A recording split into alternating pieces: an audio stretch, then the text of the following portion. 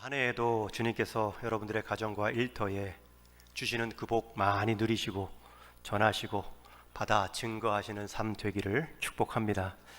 올해도 코로나는 당분간 이어질 것입니다.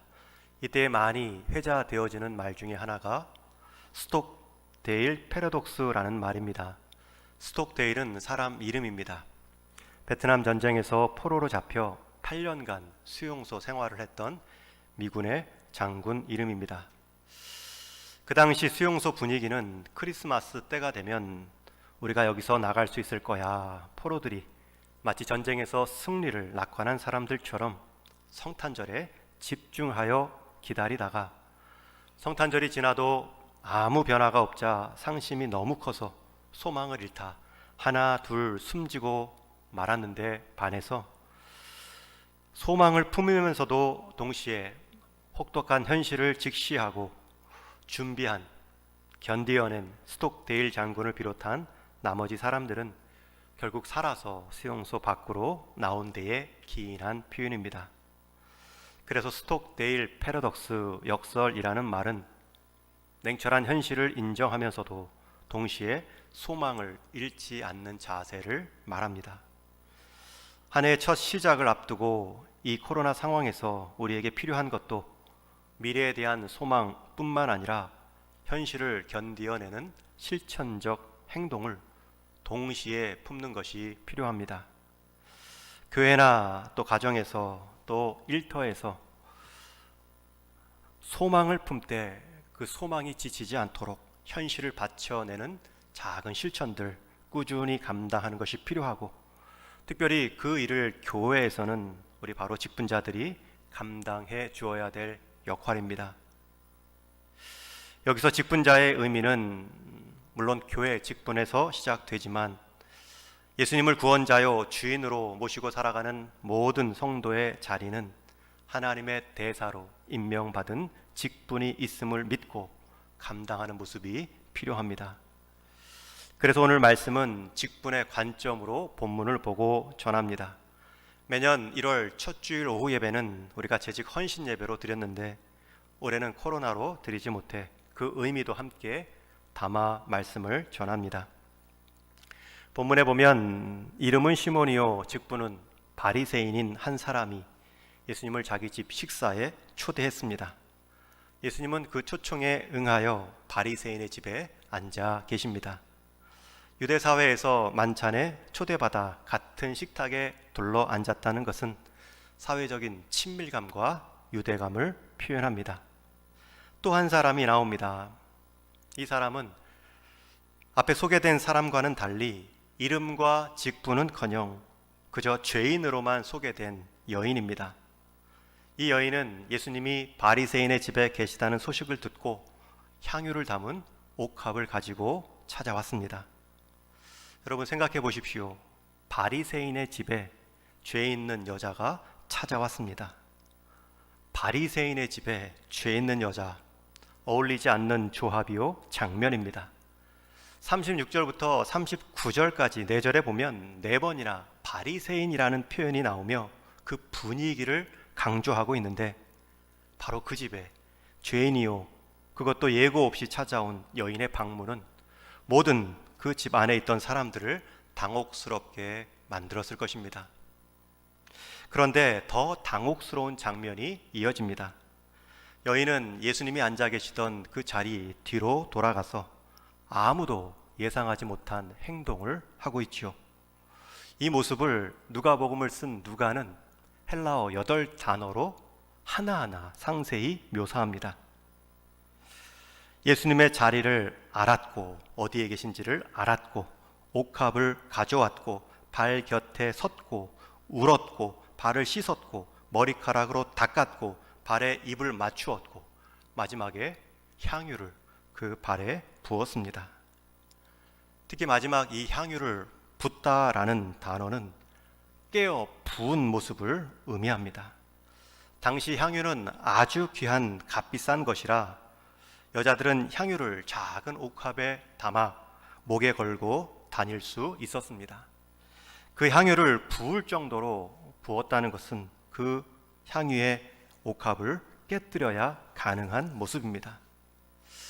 이 여인의 동작 하나하나가 다 주님을 향한 존중과 정성이 배어 있는 행동입니다. 이러한 여인의 헌신적인 행동은 이미 상대로부터 헌신적인 사랑을 받았기에 나오는 행동입니다. 오늘 본문 앞에 누가복음 5장에 보면 예수님께서 세리 마태를 부르실 때에 나를 따라오라, 그 부름에 세리 마태는 응답합니다. 그리고 그 기쁨을 자기 집에 큰 잔치를 베풀며 표현하고 있는데, 그 잔치에 모인 많은 사람들이 세리와 죄인들이었습니다. 그 모습을 본 바리새인들이 왜 죄인들과 식사하느냐, 그 비판 속에 예수님이 이렇게 말씀하시지요. 내가 의인을 부르러 온 것이 아니라 죄인을 불러 회개시키러 왔노라. 여러분, 이 앞에 누가복음 5장 그 세리와 죄인들의 자리에 이 여인도 있었을지 모릅니다. 아니면 그 자리에 참석했던 그 한 사람의 소리야 소문을 통해 그 주님의 말씀을 들었을 수도 있겠죠. 그래서 예수님은 나 같은 죄 많은 여인도 영접해 주시는구나, 그 예수님에 대한 사랑을 믿고 담대하게 행동할 수 있는 자신감을 얻은 것입니다. 여러분, 여인이 예수님을 찾아가기 전에 예수님이 죄인의 소굴을 찾아오신 것입니다.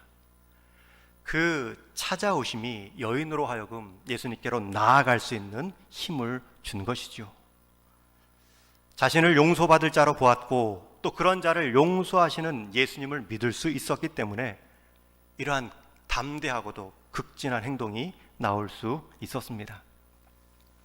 이 모습을 집주인 바리새인 시몬이 하나하나 쭉 지켜보며 속으로 혼자 말합니다.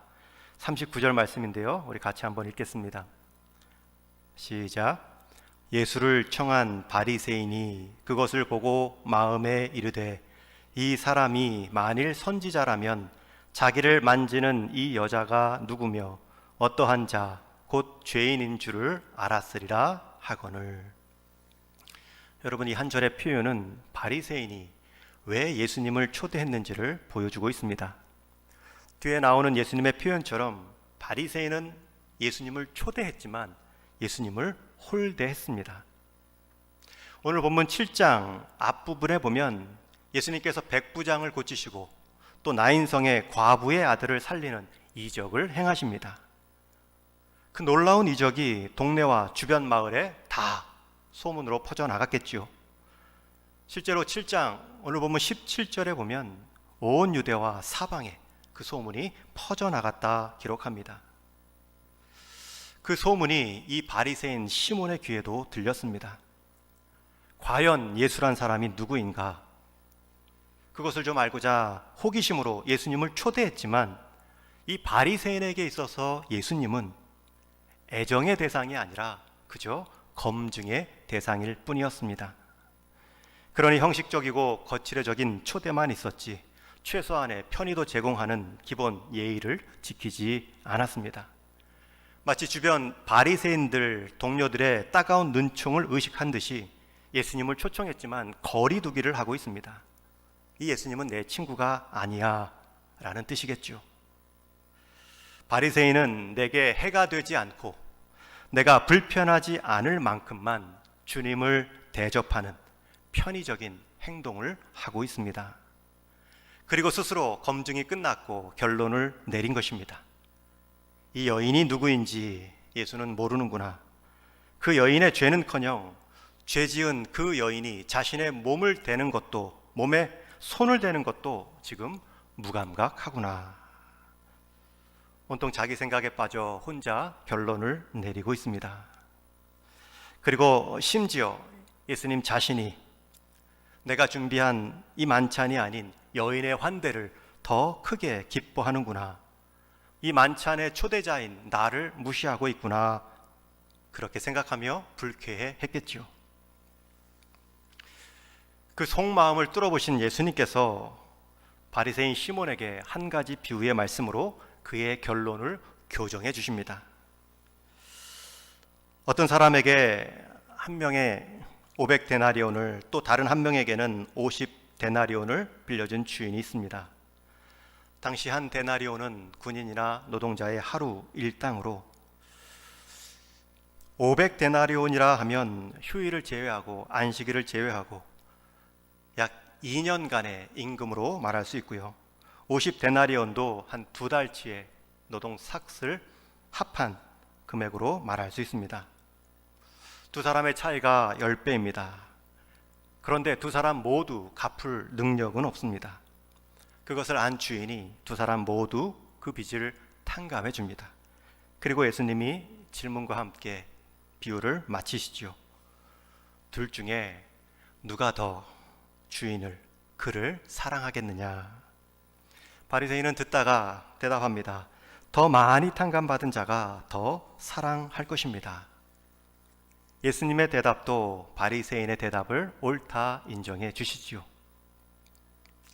여러분, 지금 예수님은 바리새인도 모르게 바리새인의 관점을 교정해 주고 계십니다. 여러분, 지금 비유를 들어 누가 500데나리온을 빚졌고 누가 50데나리온을 빚진 자인지를 예수님은 비유로 말씀하고 있습니다. 여러분, 지금 예수님은 여자의 실체를 아실 뿐만 아니라 바리새인의 속마음까지도 아신다는 것을 이 비유를 통해 우리는 알 수 있습니다. 두 사람의 모습을 비유의 대상으로 말하면서 500데나리온 빚진 여자의 마음, 또 50데나리온 빚진 이 바리새인의 마음. 예수님은 여인도 누구인지 알았고 예수님은 바리새인의 속마음도 아셨습니다. 만일 예수가 선지자라면 이곳에 온 여자가 죄인인 줄 알고 말렸을 텐데, 바리새인 시몬은 그렇게 생각하고 있지만 예수님은 그 여인이 죄인인 줄 알고 나는 너도 죄인인 줄 안다. 다만 둘 다 죄 씻김을 받았으면 누가 더 큰 감격과 헌신으로 내 앞에 서는지를 나는 말하고 있다. 여러분, 예수님은 비유로 하나님의 뜻을 드러내 보이는 선지자의 역할도 감당하고 계십니다. 예수님은 이것도 모자라셨는지 비유의 대상들을 구체적으로 지칭하며 한 번 더 말씀하십니다. 44절에 보면 그 여자를 돌아보시며 시몬에게 이르시되 이 여자를 보느냐. 여러분, 한번 상상해 보십시오. 예수님이 비유를 마치시고 뒤에 서 있는 그 여자를 향해 돌아서십니다. 그리고 예수님의 시선 따라 앞에 있던 주인 시몬도 그 여인을 보았겠죠. 그리고 다시 시몬에게 말합니다. 이 여자를 보느냐. 여러분, 예수님께서 행동과 말씀으로 이 여자를 주목하게 하시는 이중 행동을 하고 계십니다. 행동으로도 말씀으로도 여인을 주목하도록 명하고 계십니다. 그리고 나서 그 여인의 행동을 집주인 바리새인과 비교하며 그녀의 행동에 얼마나 큰 존중과 정성이 녹아 있는지를 44절부터 46절까지 길게 두 사람의 행동을 비교하며 말씀합니다. 예수님은 지금 유대인 식사에 초대받은 사람입니다. 초대받았으면 당연히 초대받은 손님을 위해 주인은 가장 기본적인 예의, 손 씻을 대야와 물을 제공해야 했습니다. 그런데 예수님이 시몬의 집에 들어왔을 때 주인 시몬은 손 씻을 물을 주지 않았습니다. 물도 주지 않았으니 당연히 수건도 준비하지 않았겠죠. 그러나 여자는 그 집 주인도 아닌데 남의 집까지 찾아와 물이 아니라 자신의 눈물로 예수님의 발을 씻기고 자신의 머리카락을 수건 삼아 예수님의 발을 닦아 주었습니다. 바리새인 시몬은 가장 기본적인 그 당시 인사법, 입을 짧게 서로 맞추며 인사하는 그 환영도 하지 않았지만 여인은 예수님의 발에 입맞추기를 그치지 아니하였습니다. 한 번이 아니라는 뜻이죠.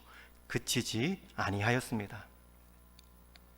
집주인 바리새인 시몬은 예수님 머리에 그 흔한 당시의 감람유도 아까워서 붓지 않았지만 여인은 그 귀한 향유를 깨어 예수님의 발 아래 겸손히 부었습니다.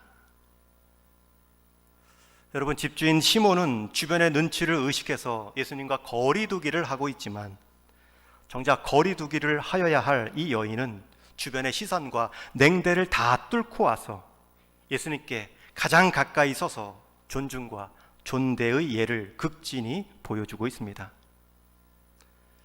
여러분, 예수님이 이렇게 비교하신 이유는 이 여인의 섬김이 내게 더 환대적으로 다가왔다, 그걸 말씀하시는 것이 아니라 왜 이런 차이가 나느냐, 왜 이런 태도와 행동으로 갈리느냐, 그 이유를 바로 용서와 사랑을 많이 받은 자의 모습으로 말씀하고 계시는 것입니다. 예수님은 그녀가 죄인인 줄 알면서도 그 여인의 헌신적인 환대를 다 받아주셨습니다. 더 나아가서 오늘 본문 읽지 않았지만 50절에 보면 위험을 자초할 수 있는 일임에도 불구하고 여인을 향해 죄사함을 공개적으로 선포하십니다.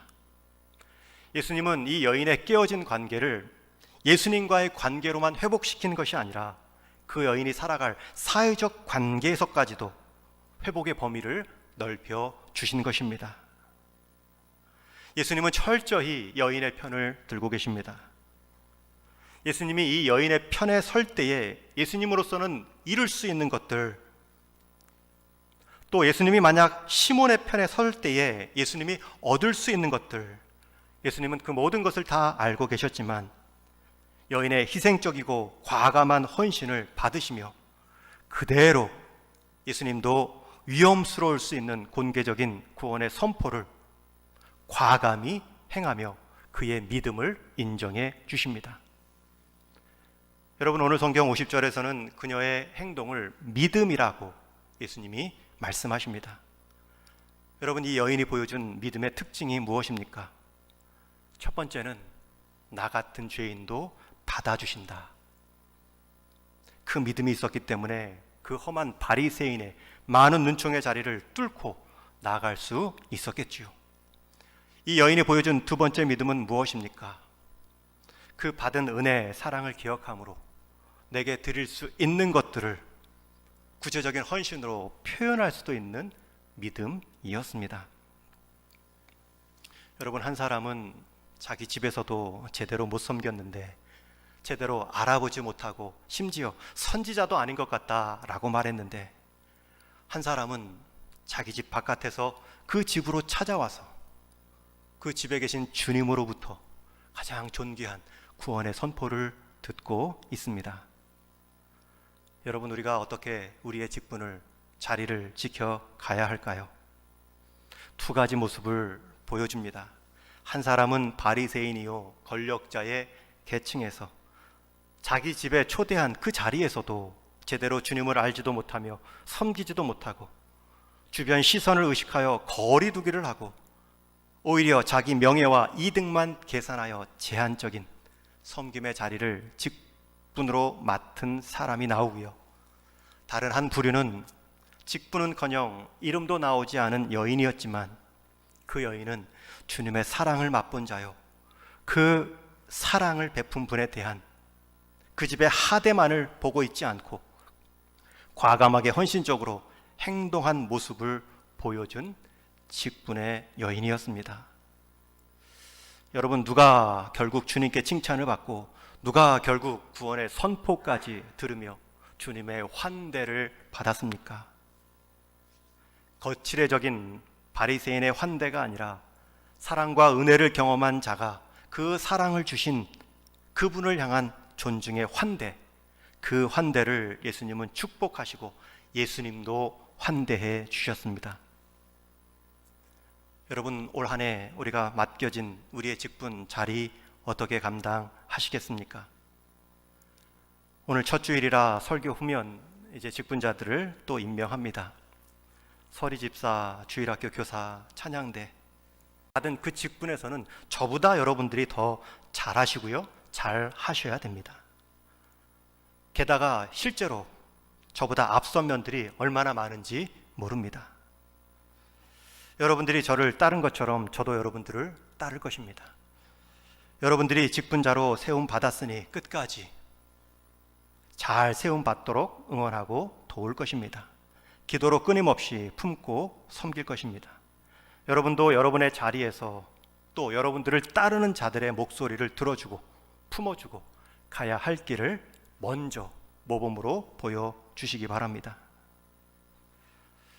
여인은 직분도 이름도 나오지 않았지만 오늘 우리에게 그것도 예수님을 통해 직접 한 귀한 모범의 사례로 직분자로 리더로 역할 다하는 모습을 세움 받았습니다.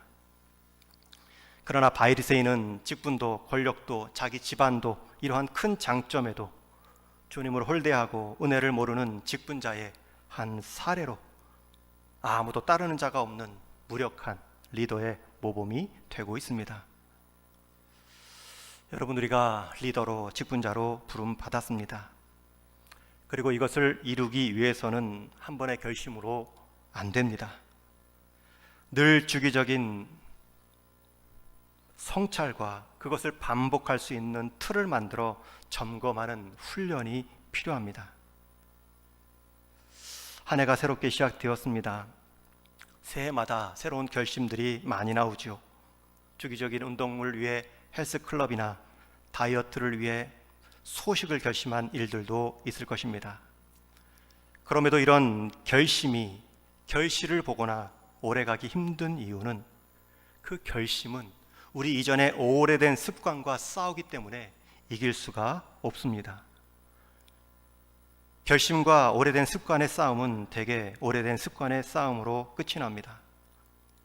그 이유는 결심은 순간적이지만 습관은 이미 오래 쌓여온 힘이 있기 때문입니다. 그래서 오래된 습관은 우리의 결심으로 싸우는 것이 아니라 새로운 습관이라는 동급 무기로 싸워야 됩니다.